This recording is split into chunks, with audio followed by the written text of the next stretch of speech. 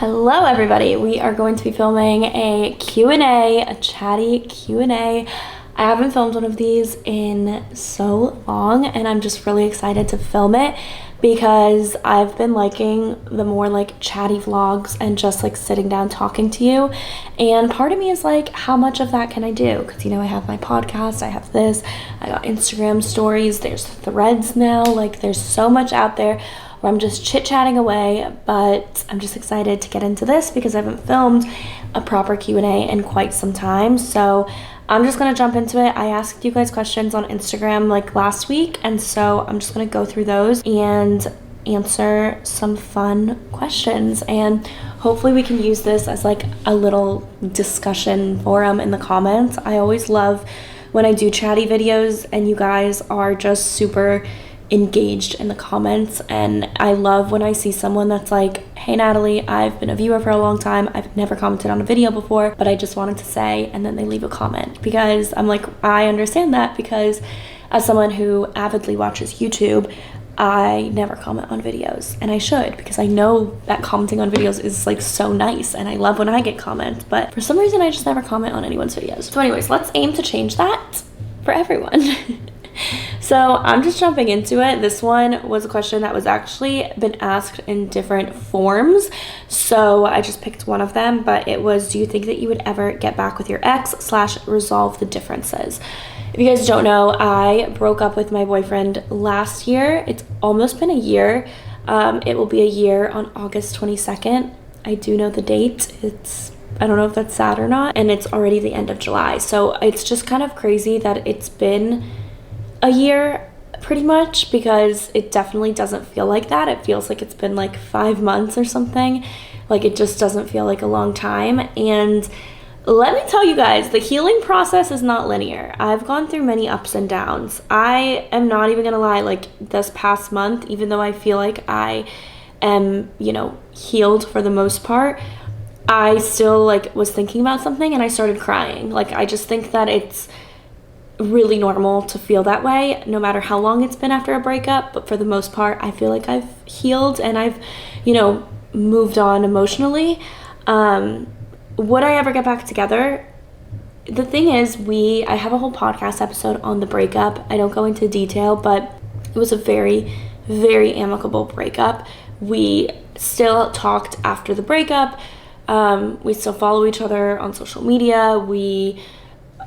He's still like really good friends with my brother. Like I don't like see him often. I think the last time I spoke to him was 3 months ago, and that's the last time I've said like anything to him or like seen him or seen his stuff, I guess I should say. It was very amicable and we still really respect and care about each other. And so we just had some differences that neither of us could compromise on, nor neither of us should compromise on them.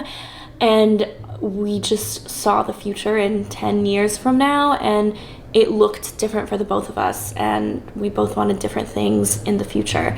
And so would I get back together with him is kind of a loaded question, because it wasn't like he cheated on me or there was this like big fight or I don't like his personality or he has these like a bunch of red flags. I think it's honestly that we just had some big differences that we couldn't work through, and I don't want to change anyone. I know he doesn't want to change me. And so if somehow those differences end up aligning, I don't know. But as of now, I would just say no, because of these like big differences that neither of us are willing or should compromise on. And also, I have really enjoyed my time being single. I know that I say like the healing process is not linear, and it's not, but I think you can be like grieving and, healing while also being really happy about the decision you made and glad that it happened. And so I love being single. I mean, I haven't been single in 10 years because I jumped from relationship to relationship since I was 17. The biggest gap I had was 3 months. So the fact that it's 11 months now is a record for me being single, and I am just so happy and I really, really enjoy it. Of course, there are moments, like I said, where I am sad and I miss having a boyfriend or I miss my ex, and like that's normal, but overall I know that this decision was for the best. And my life has just, I'm able to do things that, and like learn about myself that I just would have never done if I was in a relationship. And so I know that this season of singleness for me is teaching me so much. It's letting me grow in my faith. It's letting me become just, I think, a better person. I am growing as a person. I'm developing deeper friendships. And as cheesy as it sounds, I'm getting to know myself more aside from like another person. Like I feel like for 10 years, for these like pivotal years, I've always known myself with someone else. And as much as I was very like independent and, you know, had my individuality while I was in these relationships, at the end of the day, there's only so much I can't speak. At the end of the day, there's only so much individuality and independence that you can have in a relationship, because you still have this other person that's like a part of you. And so I've just really loved it. And I'm not saying that if you've never been single, break up with your boyfriend and be single. But I am saying that if you are scared of being single because you've never been single before, there honestly like is so much excitement ahead. Like I just, this past year has been the hardest year, but it's also been the best year at the same time. Like it's just, there's so much good that has come out of this year for the rest of my life, you know, that it's going to like shape the rest of my life. So I can get kind of emotional talking about it, and I usually don't.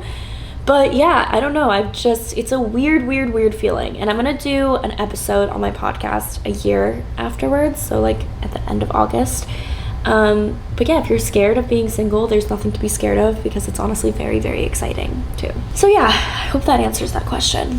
And I wanted to just take a little break in this video to thank today's sponsor, which is Squarespace. If you don't know what Squarespace is, it is the best way to build a website, and our Rella website is on there. I've built personal websites on there. I've literally used so many website builders, and Squarespace is the only one I will recommend because it is so customizable, so easy to use, and their customer support is next level. They're 24 hours, 24/7. Like it is amazing. And when you're running a business, you need that. And also, if you're someone that you don't know how to code, you're not a designer, you're kind of scared of how this is going to look, you think it's going to be really expensive to make. No, it's not. It's so easy because they have these templates that you just drag and drop, and they're already beautiful, and you can customize them so it's not going to look like your friend's website next door. So if you guys want 10% off your first purchase, then you guys can use my code Natalie Barbu at checkout, or go to squarespace.com/Natalie Barbu. Thank you, Squarespace, for sponsoring today's video. Did you have a backup plan if YouTube and or Rella did not take off? So I don't know how long you have been following me, but if you are new here and you know me as, you know, this content creator and also the founder of Rella, I have been doing social media for a lot longer than that. So I started on YouTube in 2011. I've been doing it for 12 years.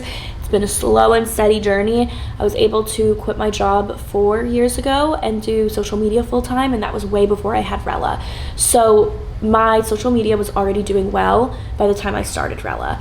If Rella and YouTube both happen to drop off and fall, and like, I'm gonna be honest guys, I've talked about this before, but my numbers on social media are definitely not where they used to be. I compare myself to these like TikTokers that are up and coming, that are getting invited to all these brand trips, and like they are, you know, working with my dream brands, and they have so many followers and so much engagement. And then I just have to think that like a career, a business, my journey on social media is not going to be linear either. And that's okay. I've been doing this for so long that I know that it comes in seasons, and I know that it doesn't mean that it's going to be in a down season forever. And I also know that if I'm being honest, my priority has not been my social media, it's been my business, which is Rella. So how could I expect to continue to grow while also growing my business? Like, social media is a full-time job in and of itself. So to answer that, if YouTube didn't work when I quit my job, yeah, I would have gone back to work probably and gotten another job. I have my degree, and I have a lot of experience. I think my resume right now is great given what I've done in the past 4 years. So worst comes to worst, like, yeah, I would have to go back. Like, I'm not above that. I hope I never have to. And then if Rella doesn't work, I really don't think about that. Like, to me, it has to work, and I'm not gonna have a plan B. And obviously, if it doesn't work, then I figure life out. But thankfully I have savings. Thankfully I have, you know, like other streams of income, but I just don't think about it like that. I think about it as it's going to work, because I think once you start thinking about if it doesn't work, you kind of like rely on that, and then I don't know, I'm just going all in, and it's gonna work. And thankfully I do have, you know, like a safety net, but I'm not thinking about that as like, oh, I'm gonna use that. So yeah, but I mean, businesses fail all the time. People have to go back to work all the time. Like, I don't think there should be any shame in that, because you have to do what you have to do. And so many times people just don't want to like let go of something just because of their pride and their ego. And like at the end of the day, if you need to go back to work, you need money, like that should come first. It should not matter like what other people think. And I guess with social media too, the landscape has changed so much that even if my numbers aren't super high, I still am making like pretty much the same salary as I've been making the past 3 years. Or not salary, income. Like I've grown. I think last year or the year before was my highest income, and then it's all been around there. So like my income hasn't dropped, which is nice. I think budgets have just gone higher also for social media. Do you see yourself indefinitely living in Miami? Yes, I love it. I also said that about New York, and then I moved after a year. So, you know, life can change. I think that's another thing. Like, I felt like a failure when I left New York, because I was like, oh my God, I couldn't make it here. But it was the best decision, and I'm so happy for that. And I literally love living in Miami. It's my favorite place that I've ever lived. I've made the best of friends here. I have my routine that I love. I love the weather. I love the beach. Like, I just love living here so much. And so I can't even imagine moving back to like New York or even North Carolina. Like, this is my place, at least for now. Could life change? Of course. I think I'm just taking everything with like, life could change. Let's go with the flow. But indefinitely, yeah, I definitely see myself living here, and I would love to have kids here. Maybe once I have like kids, I would move out of Miami maybe, but like honestly, I love Miami. I just need to be by the water. Like, I want to raise my kids at the beach. So I really like living here. And I just love, it's like a healthier lifestyle. You're always outside, you're always like doing things in the sun, you're in the water. Like, I don't know, it's just, I feel so much happier and healthier here. Are you fluent in Spanish? Sí. Necesito practicar y pongo muy nerviosa cuando hablo en español, porque yo sé que mi español no es perfecto, no está perfecto. See what I mean? ¿Ves?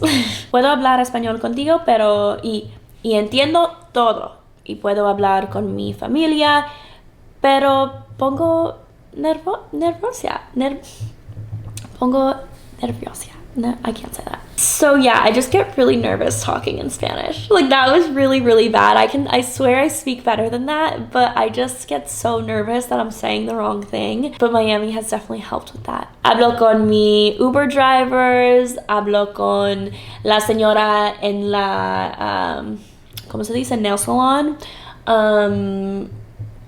Con alguien que, si tú háblame en español, aquí en Miami, sí, Spanish, voy a hablar en español, pero necesito practicar. Should I do a whole video in Spanish? Maybe that could be my practice. Ugh, I'm rusty, guys, but I do understand everything. Updates on your hair. You mentioned your hair loss. Yes, I had hair loss for a while.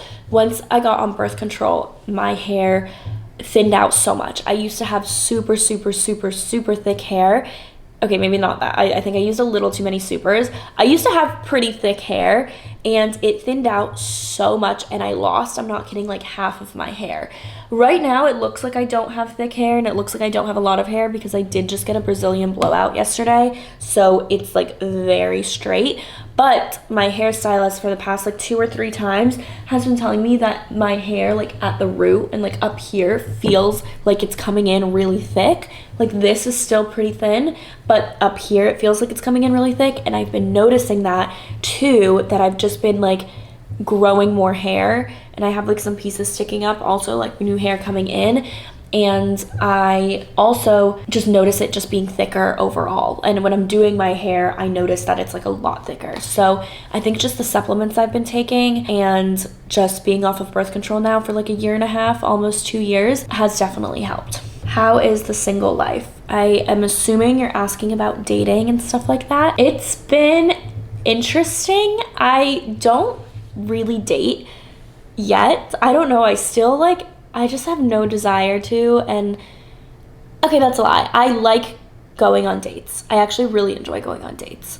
I've only been on a few, barely any, but I do like them when I go. I haven't had like a bad date experience. However, I hate getting to the point of a date. Like, I'm on dating apps. I've never gone on a dating app date. I just think like I hate small talk. I don't know if you're going to be worth my time, so why would I like take time out of my day to go on a date with you? So I'll only go on a date with someone that I've already like met before in person, I know that I have a connection with, or it's like a friend knows them and it's a good fit type of thing. But I just like, I don't like putting myself out there in the small talk for the date. So it's been a little slow, I will say that, but I feel like I also needed that time to be fully alone. So I think this next year, now that we're entering year 2 of being single, I think this is the year that I'll put myself out more and actually like make an effort to meet people, or to meet men, I should say. This video is getting a little long, so I will end it here. So thank you guys so much for watching today's video. I hope that you guys enjoyed it. And this episode honestly felt a lot like my podcast, and I am rebranding my podcast a little bit to be more casual and more about like navigating adulthood. So if you do like that, then be sure to listen every single Monday. It's the Real REAL. And yeah, thanks guys for watching today's video. I love you guys, and I'll see you guys next time. Bye guys.